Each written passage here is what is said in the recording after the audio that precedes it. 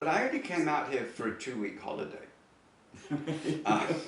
But my parents would let me have parties. We lived in an old Victorian house.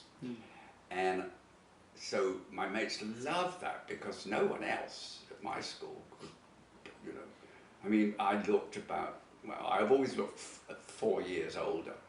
But that's not the point. The point is I love people. So we'd have these parties. And at one of my parties, I introduced Bridget to Dimitri, and they became an item. Bridget's one of my dearest lady friends. And Dimitri is one of my friends. In fact, he lives on Galliano, and he finished up as a lawyer. But he was out here at UBC. I knew nothing about. All I knew about Canada was the maple leaf, and Saskatchewan have the vast wheat fields. And Bridget came out, and she was an actress, and she did a lot at the Arts Club at Seymour Street and at City Stage. So, and my aunt bought me, she said, Bridget said, you've got to come and stay with you, you've got to come and stay. I said, no, Bridget, you don't go to Canada for a holiday, you go to Spain or France. Or she said, come, and I couldn't afford it, but my aunt said, well, I'll pay. And I said, oh, shit, I'll pay. My aunt paid. Bridget phones me and said, can you get up here? I said, no, I can't. My flight is next week. She said, because I'm doing a play in Edmonton. I said, well, you go off to Edmonton, I'll go with Dimitri, and I'll join you. I come home one night and she said, Bernard, you've got to get up here, you've got to get. I said, what? She said, John wants you to do this play. And I said, no, I'm working for William Hill's in London, I can't be there. She said, you've got to. So I said, all right, I'll get the next flight out tomorrow morning. I said to Dimitri, he said, what do you want to do? I said, well, I'll get the train, because I knew the train.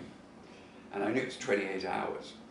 So I get the train, and at 6, and the steward says to me, I'm going to wake you up at 6 in the morning, sir. And I said, no, you're not. He said, I think I am. I said, I think you're not. I said, I don't get in till 3 o'clock in the afternoon in Edmonton, because it ran straight through. Well, what he meant, of course, was, he said, I said, bring me a cup of tea then. I didn't wake him up at 6 o'clock. Well, 6 o'clock in the morning, we're doing 5 miles an hour in the Rockies. And I mean, I love the Lake District, I love Scotland, but this was breathtaking, beyond belief. So I get to Edmonton, and Bridget saying, we've got to go to a party. And I went, what? We've got to go to a party. Edmonton House, and I met Susan Wright. Oh, the most amazing woman, wonderful, wonderful woman, of course one of the greatest actresses I think the world has ever had. But the guy that's pouring me drinks, have another, have another. Tomorrow I'm going to pick you up, we're going to go to immigration, we're going to do, is John Neville. And I'm going, John, what? John Neville, as a younger man, I would go and see in London because it was him and Richard Burton. And John Neville he was always very radical. He'd gone to Nottingham Playhouse and created Judi Dench. Her first job was Nottingham Playhouse. He turned her into, you know. So here's John Neville saying to me, would you do it? And I go, well, I'm running a gambling place in London, but you want me? He said, yes, please. And so he'd taken over, because they'd fired this actor, and John had taken over the role.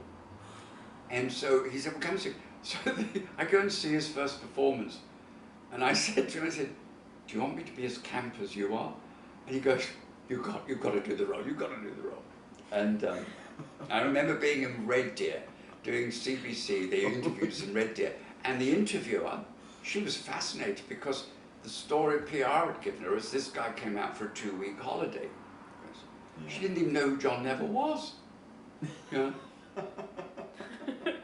And neither did Edmonton.